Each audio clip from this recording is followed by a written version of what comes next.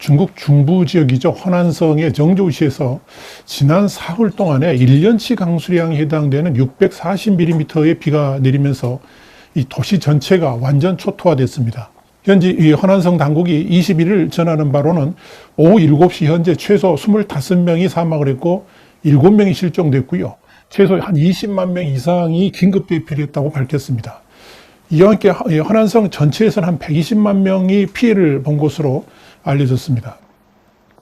홍콩의 사우스차이나 모닝포스트와 또 현지인의 SNS 등에 따르면 마치 이 재난 영화를 보는 것 같은 그런 모습이 있는데요. 도로와 건물이 침수되고 또 지난 20일 오후에는 시간당 최고 201.9mm의 역대 최대 폭우가 쏟아지면서 지하철역과 객차가 침수돼 가지고 이 퇴근길 승객 500여 명이 갇힌 일이 벌어졌습니다. 그래가지고 결국 12명이 숨지고 5명이 다치는 사건도 발생을 한 겁니다. 20일 오후 6시경에 운행 중이던 정주 지하철 5호선이 이 터널에서 갑자기 멈췄습니다. 이 지하철 차량에는 승객 500여 명 넘게 타고 있었는데요. 열차가 멈추고 30분가량 지났을 무렵부터 터널로 물이 밀려들기 시작했던 겁니다. 물은 순식간에 이 지하철 차량 안으로도 차올랐습니다. 승객들이 내부에서 차량 문을 열어보려고 했지만 열리지 않았다고 합니다.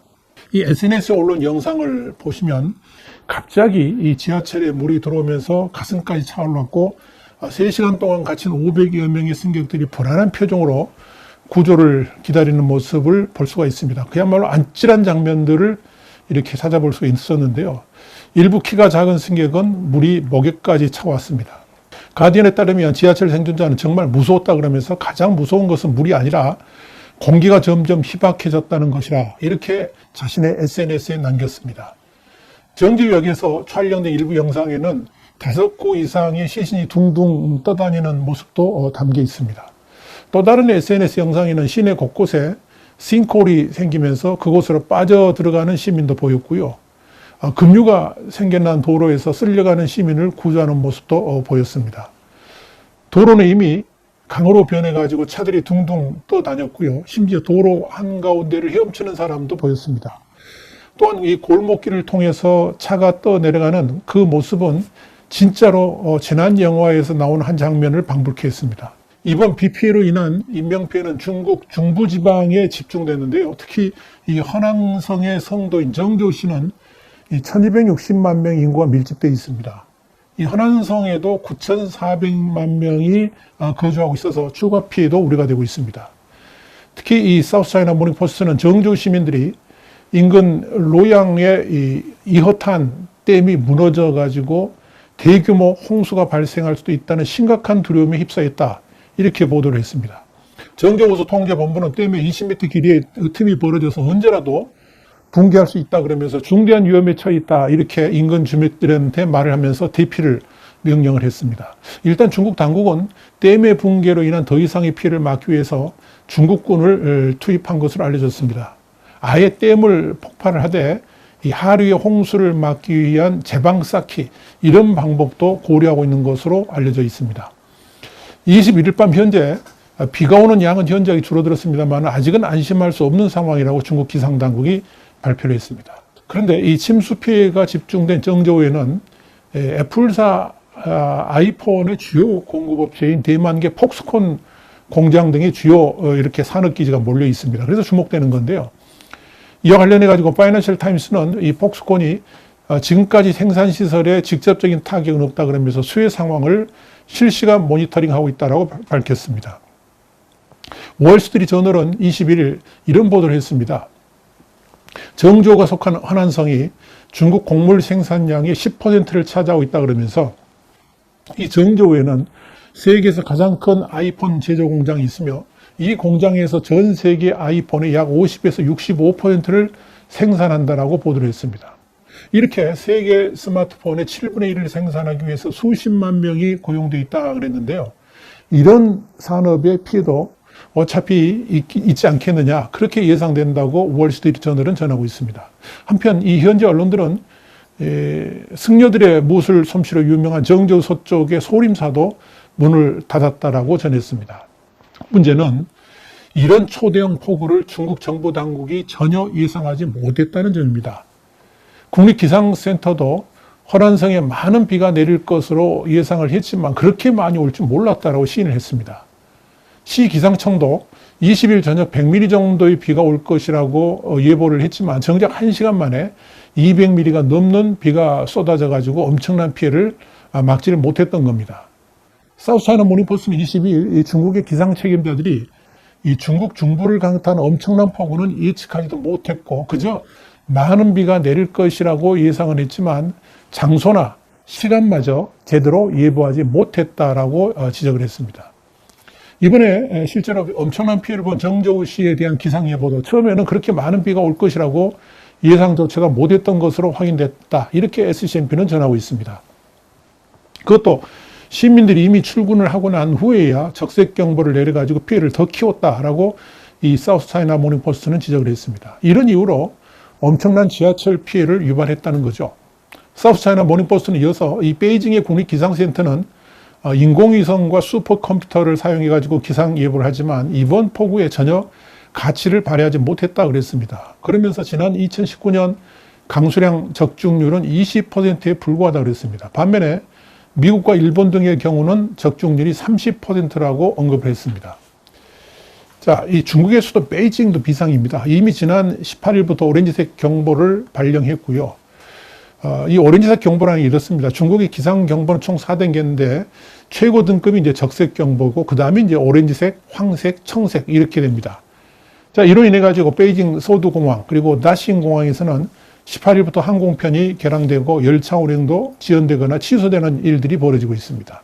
또 시 당국은 주민들에게 외출을 자제하라고 공고를 했고요. 또 시내버스도 31개 노선의 운행이 취소됐습니다. 기상당국은 지난 12일에도 베이징과 허베이 지역에 오렌지색 경보를 발령해가지고 초중고교는 물론이고 휴교를 했고요. 일부 직장인들은 재택근무를 한 바 있습니다. 또 스촨성도 시간당 200ml에 달하는 폭우가 내려가지고 이재민이 72만 명이 발생을 했습니다. 피해가 지금 속출하고 있습니다. 중국 매체 샤오샹 천바오라든지 펑파이가 보도한 내용을 보면 지난 9일부터 이 스촨 지역에 폭우가 내려서 이 마중시와 나저우시 등에 홍수가 발생했다고 합니다. 폭우와 홍수로 곳곳에서 산사태가 일어났고 도심 하천이 범람하면서 주택과 상가도 물에 잠겼다고 합니다. 이미 발생한 이재민만 80여만 명에 이르고요. 대피한 주민도 11만여 명이 되는 것으로 알려져 있습니다. 또 주택 459채가 완전히 무너졌고 농경지 2만 6천 헥타르도 물에 잠기면서 현재까지 확인된 피해 규모만 21억 5천만 위안, 우리가 돈 한 3,800원 정도 된다. 이렇게 보도를 하고 있습니다. 스촨성은 긴급 구조들을 편성해서 저지대에 갇힌 113명을 구조하기도 했습니다. 그런데 이렇게 이미 처참해진 상황에서 중국 남부에서는 2개의 태풍이 동시에 또 접근하고 있어서 이번에 또 어떤 피해를 입히게 될지 주목되고 있습니다. 7호 태풍 춘파카가 21일 새벽 강저우시 서쪽에 상륙해가지고 폭우를 뿌리고 있습니다. 이로 인해가지고 광동성 내 천여 편의 항공편이 취소가 됐습니다. 현재 대만 동쪽에 있는 제6호 태풍 인파는 25일께 푸젠성에 상륙할 것으로 예상되고 있습니다. 이에 따라서 중국 중앙정부는 전국 24개 성시의 282개 하천에 홍수 경보를 발령했습니다. 그 중에 9곳은 이미 역사상 최대의 홍수 피해를 입은 상태입니다. 수도 베이징도 지난 7월 1일 이후에 누적 강수량이 1961년 이후 최대로 집계가 됐습니다. 또한 이 14개 지방 46개 하천이 이미 범람한 상태이기 때문에 또다시 이 폭우가 쏟아진다 그러면 추가 피해가 우려된다. 이렇게 지금 보도들을 하고 있습니다. 한편 이 시진핑 중국 국가주석은 이날 홍수 상황이 매우 심각하다 그러면서 각급 간부들은 인민의 생명과 재산의 안전을 최우선으로 여겨서 신속히 재난을 예방하고 인명피해와 재산 손실을 최대한 줄여야 된다고 강조를 했습니다. 홍수하고 관련된 시 주석의 지시는 올 들어서 이번이 처음입니다. 중국 중앙정부는 군 병력 3,000명을 또 비상관리비는 7개 성에서 1,800명의 구조대원을 허난성으로 보내가지고 비 피해에 대응하고 있습니다. 그러나 이런 중앙정부의 형식적 대응 그리고 이번 수해로 인한 참담한 현장 등에 대해서는 공산당 정권이 의도적 축소를 하고 있고 또 은폐 의혹까지 불거지면서 불만들이 쏟아지고 있습니다. CCTV는 20일 유럽 홍수에 대해서는 대대적으로 보도를 했는데 이 허난성의 비참한 상황에 대해서는 언급하지도 않고 구조 활동 등에 대해서만 집중 보도를 한다 그러면서 이를 항의하는 SNS 글들이 올라오고 있습니다. 21일자 인민일보만 하더라도 이 허난성 정조시에 유례없는 폭우 그리고 피해가 발생했지 않습니까? 그런데도 일면에는 한 줄도 전혀 보이질 않았고요. 겨우 7면에 피해 복구를 중심으로 해가지고 폭우 상황을 보도해서 비난을 자초했습니다. 뉴욕타임스는 21일 이런 보도를 했습니다. 중국 중앙정부가 재난에 대한 정보를 통제하고 뉴스 보도도 제한하고 있다고 그랬습니다. 그러면서 대신 구조대원들의 노력에만 초점을 맞춘다고 비판을 했습니다. 특히 이 중국 중앙정부는 재난의 원인과 피해에 대해서는 애써 눈을 감는다 그러면서 이미 SNS들에 대한 통제를 시작했다고 보도를 했습니다. 사우스차이나 모닝포스트 21일 익명을 요구한 지방신문 기자의 발언을 인용해가지고 재난에 대해 보도를 할 때 피해 사실은 가급적 축소하고 긍정적인 면, 그러니까 피해 복구 등에 초점을 맞춰서 보도하라. 이런 지시를 받았다. 이게 이제 중앙정부가 보도를 통제한다는 건데 그런 비난을 뉴스로 실었습니다. 사우스차이나 모닝포스트는 또 정저우의 한 변호사의 발언을 인용해가지고 허난성의 당국자가 재난 소식에 대한 부정적 영향을 우려해가지고 이 SNS에 올린 글을 삭제하라 그런 명령을 했다 그러면서 자신이 올린 것 중에는 이 정조의 한 지하철역에서 긴급 대피를 하는 순간에 지하철 요금 결제를 해야만 나갈 수 있도록 했다는 내용도 있었다라고 밝혔습니다.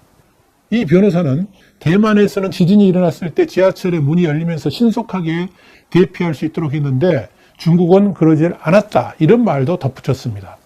중국 중앙정부의 허난성 등의 폭우 피해에 대한 보도가 제대로 이루어지지 않으니까 대신 이제 웨이보 같은 SNS에서는 20일까지 허난성 폭우 등에 대한 이 해시태그가 달린 사진과 영상들이 올라왔습니다. 이 조회수매도 1억을 넘었고요. 10만 개 이상의 토론방들이 개설된 것으로 알려졌습니다. 그러면서 네티즌들은 토론방을 중심으로 해서 영상을 공유하고 있고 관심을 촉구하기도 하는 것으로 전해졌습니다. 챙구노라는 네티즌은 자신이 속한 토론방의 분위기가 처음에는 별 토론 내용이 없다가 갈수록 공포와 두려움, 기도로 바뀌었다라고 말했다. 이렇게 BBC는 보도를 하고 있습니다. 그러나 이 허난성 등의 재해로 인한 심각한 피해 상황 등의 동영상은 이미 대부분의 SNS에서 삭제가